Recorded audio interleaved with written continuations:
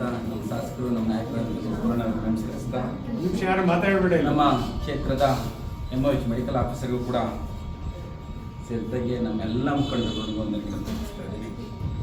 ಈ ರಾಷ್ಟ್ರೀಯ ಆರೋಗ್ಯ ಅಭಿಯಾನದ ಕಾರ್ಯಕ್ರಮ HPV ವ್ಯಾಕ್ಸಿನೇಷನ್ ಅಂತ ಏನಿದೆ, ಈ 14 ವರ್ಷದ ಮಕ್ಕಳಿಗೆ ನಿಮಗೆ 2024ನೇ ಸಾಲಿನಲ್ಲಿ ನೀವು ಬೆಂಗಳೂರು ಒಂದರಲ್ಲೇ ಸರಿಸುಮಾರು 1074 ಕೇಸ್ಗಳು ಡಯಾಗ್ನೋಸ್ ಆಗಿದೆ. ಹಲವಾರು ಹೆಣ್ಮಕ್ಳು ಇದು ನಿರ್ಲಕ್ಷ್ಯ ಮಾಡುವಂಥ ರೀತಿಯಲ್ಲಿ ಇದು ಇನ್ಕ್ರೀಸ್ ಆಗಿರುವಂಥದ್ದು. 2025ನೇ ಸಾಲಿನಲ್ಲಿ 940 ಕೇಸ್ಗಳು ಬರೀ ಬೆಂಗಳೂರು ಒಂದರಲ್ಲೇ ಪ್ರಾರಂಭ ಆಗಿದೆ. ಹಾಗಾಗಿ ಈ ಒಂದು ಕೇಸ್ ಏನು ಸರ್ವೈಕಲ್ ಕ್ಯಾನ್ಸರ್ ಅನ್ನುವಂಥದ್ದು ಅತ್ಯಂತ ಮಾರಕವಾಗಿ ಒಂದು ರೋಗ ಇರುವಂಥದ್ರಿಂದ ಇದನ್ನು ಬರ್ದೇ ಇರುವಂಥ ತಡೆಗಟ್ಟುವಂಥ ವ್ಯಾಕ್ಸಿನೇಷನ್ನ ಈಗ ರಾಷ್ಟ್ರೀಯ ಆರೋಗ್ಯ ಅಭಿಯಾನದ ಅಡಿನಲ್ಲಿ ಇಂಟ್ರೊಡ್ಯೂಸ್ ಮಾಡಿದ್ದಾರೆ ನಮ್ಮ ಪ್ರಧಾನಮಂತ್ರಿಗಳು ಈ ಒಂದು ಇದಕ್ಕೆ.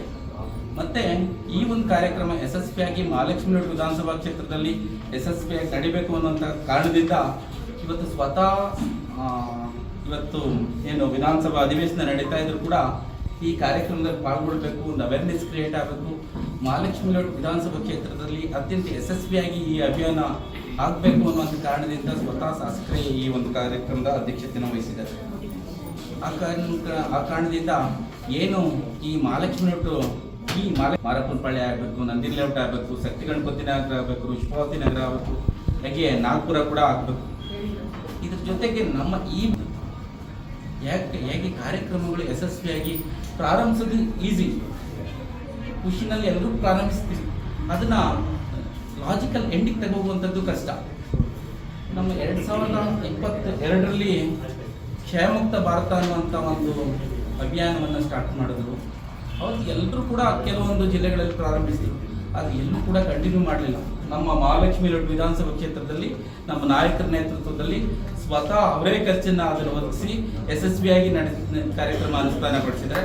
ಹಾಗಾಗಿ ನಿಮ್ಮೆಲ್ಲರೂ ಪರವಾಗಿ ಧನ್ಯವಾದಗಳು. ಹಾಗೆಯೇ ಈ ರಾಷ್ಟ್ರದಲ್ಲಿ ಈ HPV ವ್ಯಾಕ್ಸಿನೇಷನ್ ಇದೆ, ಇದು ಕೂಡ ಯಶಸ್ವಿಯಾಗಿ ಆಗಬೇಕು. ಯಶಸ್ವಿಗೆ ನಮ್ಮ ಮೂಲಭೂತವಾಗಿ ನಮ್ಮ MOH ಅವರು ಏನು ಇನಿಷಿಯೇಟ್ ತಗೊಂಡಿದ್ದಾರೆ, ನೀವೆಲ್ಲರೂ ಸಹಕಾರ ಕೊಟ್ಟರೆ, ಎಲ್ಲ PSC ಅವರು ಮತ್ತು ನಮ್ಮ ಕ್ಲಿನಿಕ್ನವರು ಸಹಕಾರ ಕೊಟ್ಟರೆ ಇದು ಅತ್ಯಂತ ಯಶಸ್ವಿಯಾದ ಕಾರ್ಯಕ್ರಮ ಆಗುತ್ತೆ. ಹಾಗಾಗಿ ತಾವೆಲ್ಲರೂ ಕೂಡ ಸಹಕರಿಸಬೇಕು ಅಂತ ಕೇಳ್ತಾ ನಾನು 2 ಮಾತು ಮುಗಿಸ್ತೀನಿ. ಧನ್ಯವಾದ.